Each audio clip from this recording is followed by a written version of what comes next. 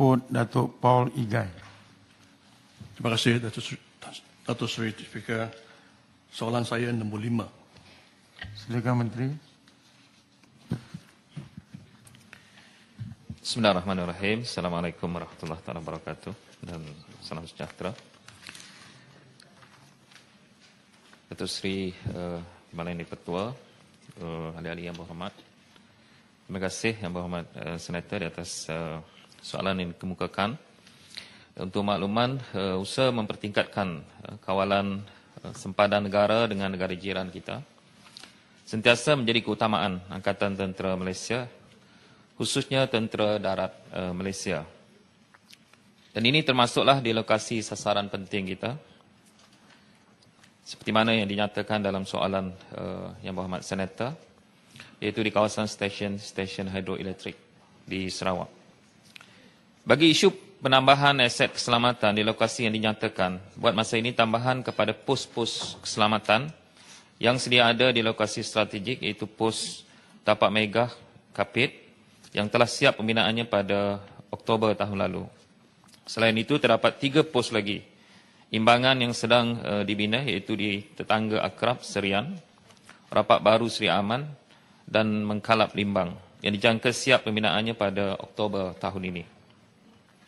Seterusnya, 4 buah pos lagi dijadualkan pembinaannya pada November penghujung tahun ini. Sebagai makluman bagi penugasan kawalan keselamatan di kawasan sasaran penting di Sarawak, termasuk di kawasan-kawasan hidroelektrik, pada masa kini penempatan anggota ATM hanyalah di sasaran penting keutamaan 1, iaitu di stesen pemancar Gunung Serapi Sarawak di bawah pelaksanaan operasi tahan. Dan penempatan ini dilaksanakan berdasarkan kepada penilaian dan pertimbangan yang telah diputuskan menerusi mesyuarat tim naziran sasaran penting di bawah Ketua Pengarah Keselamatan Kerajaan, iaitu CGSO. Namun begitu, ATM melalui Tentera Darat Malaysia bersiap sedia menerusi pelan kontingensi yang telah dirangka bagi memastikan sasaran penting utama negara sentiasa terpelihara dan selamat daripada sebarang ancaman ditindakan pihak musuh. Selain itu, ATM juga sentiasa bersedia untuk diatur gerak sekiranya terdapat keperluan bagi penugasan sasaran penting yang dimaksudkan. Terima kasih. Soalan tambahan. Terima kasih Datuk Seri Yang Di-Pertua.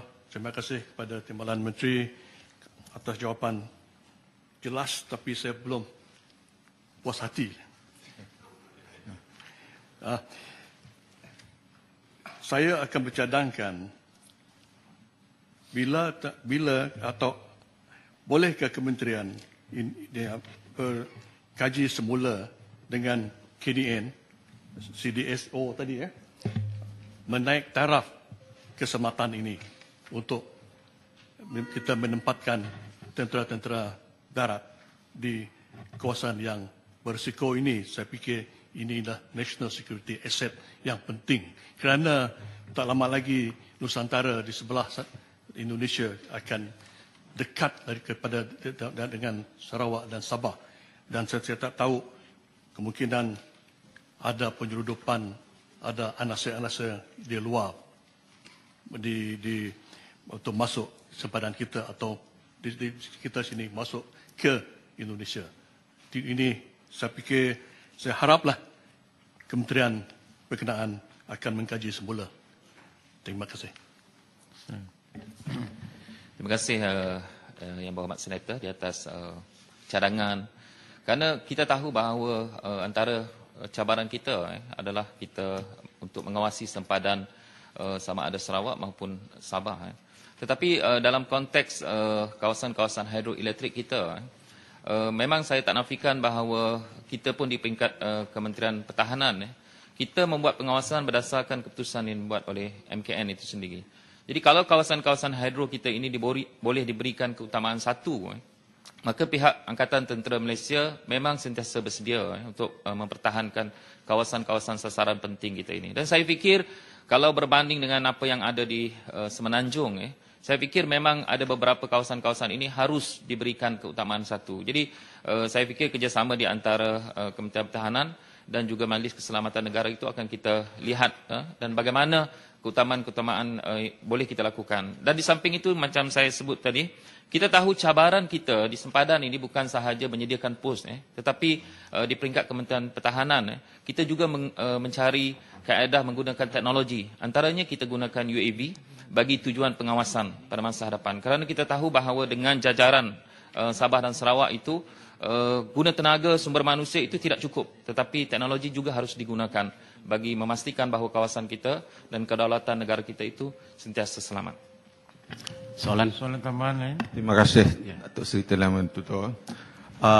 Soalan menyentuh tentang sempadan antarabangsa dan pembinaan pos-pos. Apa asas untuk kerajaan Kementerian Pertahanan menentukan pembinaan pos bagi sempadan antarabangsa? Kerana umpamanya di Jeli atau di Jeli dan juga di Perak, sempadan itu merupakan oleh kerana tidak ada sungai dan sebagainya, menjadi kecebab tempat-tempat penyeludupan agak berleluasa. Apa asas pembinaan pos dan berapa tenaga yang ada pada tiap-tiap pos tersebut? Terima kasih. Terima kasih kepada Yang Berhormat Senator atas persoalan itu, walaupun dia merujuk kepada Jeli. Tapi sebenarnya kita, di Kementerian Pertahanan, kita memang punya dasar pertahanan negara melalui Kertas Putih Pertahanan. Di samping dasar pertahanan negara, kita ada Kertas Putih Pertahanan. Sebab itu dalam menentukan bagaimana kita menyelia sempadan-sempadan kita. Contoh yang kita ambil yang mungkin baru bagi kita adalah kita melihat bahawa negara kita adalah negara maritim juga. Dan sebab itu sempadan-sempadan laut adalah antara yang penting. Kalau tidak dijaga, kita akan kehilangan banyak perkara dia. Di situ, di laut jugalah kita menggali segala hasil minyak kita. Di lautlah kita mencari sumber protein kita. Dan di laut jugalah kita, kalau kita lihat, itu adalah aktiviti ekonomi berlaku di situ. Sebab itu, kalau kita nak menyatakan apa asas kita, adalah dua asas ini kita gunakan sebagai trust kita bagi memastikan kedaulatan negara dan sempadan negara itu sentiasa dijaga. Dasar pertahanan negara kita dan juga Kertas Putih Pertahanan. Di sana ada dirangka banyak perkara-perkara dan daripada asas itulah kita menggubal kepentingan-kepentingan kita untuk menjaga asas-asas itu. Termasuk macam saya sebut tadi, penggunaan teknologi. Memang dinyatakan bahawa dalam Kertas Putih Pertahanan itu, di samping kita mahu membangunkan teknologi pertahanan ataupun industri pertahanan, tetapi penggunaan teknologi dalam memastikan bahawa kita dapat menjaga perairan kita ataupun sempadan kita diberikan keutamaan dalam kita menjamin masa depan kedaulatan negara kita. Tuan Sri, satu lagi. Sebelum saya lupa. Baru-baru bulan yang dulu, Yang Amat Berhormat Perdana Menteri kita sudah memberi Sarawak dan Sabah 1 bilion peruntukan untuk menaik taraf persana dan keupayaan kompleks CIQS. Ini memandangkan Yang Amat Berhormat Perdana Menteri memang prihatin dan beri tentang berat kepada keselamatan sempadan kita di Malaysia. Terima kasih. Soalannya?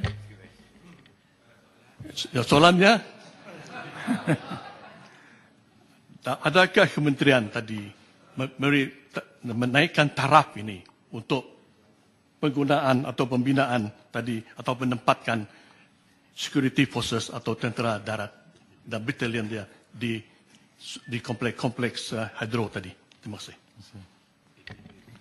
Terima kasih atas soalan tambahan. Memang Yang Berhormat Perdana Menteri telah mengumumkan bajet, terutamanya tentang memastikan bahawa sempadan-sempadan negara kita itu diberikan keutamaan. Tetapi kita harus ingat juga, dalam kita melihat kepada bajet yang diumumkan, kita harus melihat bahawa secara keseluruhan, the whole government itu, bukan sahaja merujuk kepada Kementerian Pertahanan, tapi dia juga merujuk kepada Kementerian Dalam Negeri. Sebab itu kita sentiasa mempunyai satu kerjasama untuk pastikan sempadan kita itu sentiasa kita jaga. Dan macam saya sebut tadi, kita di Kementerian Pertahanan, projek-projek pembangunan pos kita sentiasa kita bangunkan. Tadi pun ada disentuh, dalam setiap pos kita itu ada berapa orang anggota.